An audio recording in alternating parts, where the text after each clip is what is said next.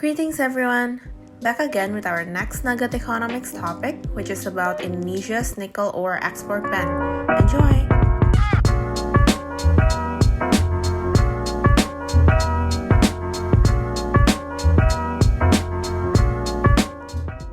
In 2019, it was informed that Indonesia had planned to ban exports of nickel ore. This ban, which was initially planned to be executed starting the year 2022, has been pushed forward to January 2020. According to Indonesia's Coordinating Minister of Maritime Affairs and Investments, Mr. Luhut Binsar Panjaitan, one of the reasons for this ban is so that Indonesia can add value to its nickel ore before being exported. Mr. Luhut Binsar Panjaitan said, "Regarding the nickel industry, don't let your generation export raw materials. We want to export it into batteries, other uses, and stainless steel." Next is regarding Indonesia's position. Nickel ore is the main material of stainless steel, which, through competition in the world steel industry, Indonesia is able to become the second largest stainless steel producing country after China. Before, Indonesia was the seller of raw materials and semi-finished goods, but now Indonesia has developed to become the seller of steel industrial goods, which is Indonesia's third top export after palm oil and coal. The ban of Indonesia's nickel ore export was initially expected to boost the price of nickel higher in 2020. However, COVID-19 pandemic has decreased demand, which led to 7% price reduction since the beginning of 2020. Now I will talk about the effects on Indonesia's economy. By downstreaming Indonesia's nickel commodity, Indonesia will have good employment or job opportunities and tax incomes will increase. Indonesia is looking forward to adding value to nickel ores. According to Mr. Luhut in Google, exporting nickel ores with a weight of 19.25 tons will result in $600 million. However, processing those nickel ores to steel slabs will add its value to around $6 billion, which adds the value of nickel ores to up to 10 times. Through that huge amount of added value, tax incomes will also increase along with the country's income.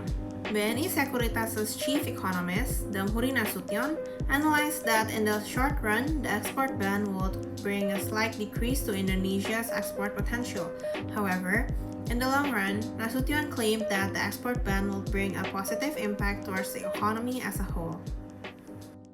It is predicted that Indonesia's contained mined nickel output will increase, as Indonesia's nickel value-added products industry is growing as seen from the chart.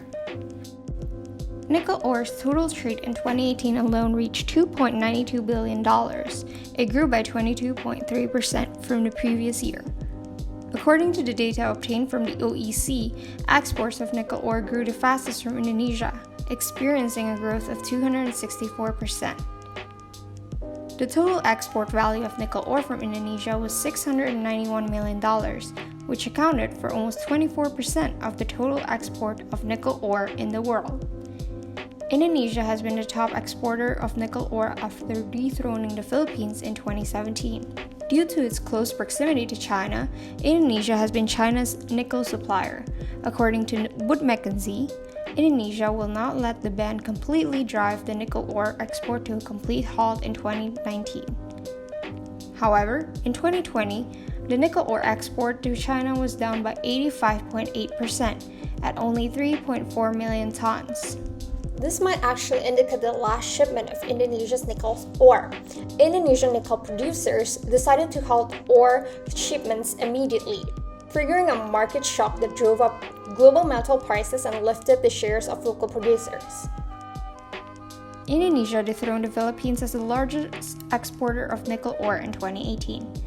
According to the data obtained from the OEC, the Philippines' nickel ore export was valued at $722 million and accounted for 30.2% of the world's nickel export.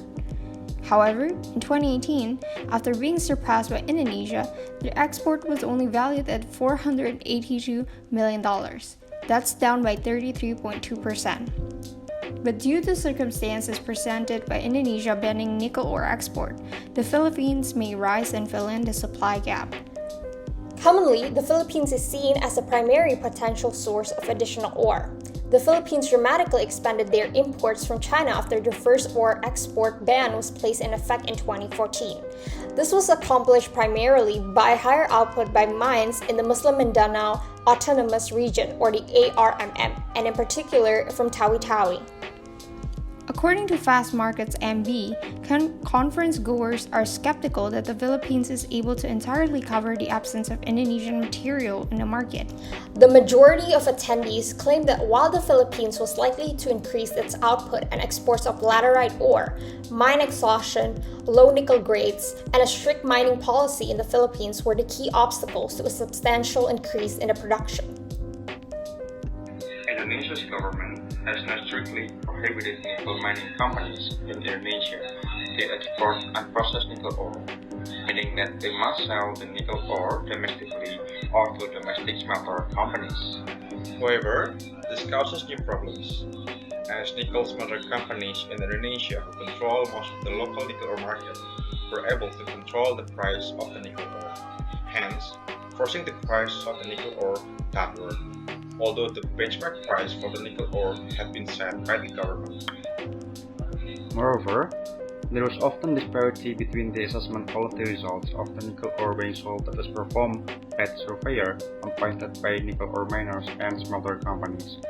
In this situation, nickel ore miners were forced to accept the results, although the surveyors from the smelter companies may not always have registered with the government. Due to these problems, the government stepped in and issued a regulations, Permen ESDM No. 11/2020, covering the procedures for setting the benchmark price of metal, mineral, and coal. The key provisions of the regulations are the sales of the nickel ores and divine nickel products must use the price benchmark. Relevant formula are used to determine the price benchmark. 3% below the price benchmark is the maximum lowest price load. Verifications and quantity of nickel sold must be performed by the surveyors who are registered with the government.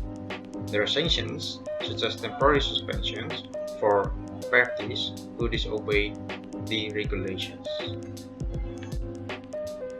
That would be all for this Nugget Economics video. Thank you for watching and see you next time.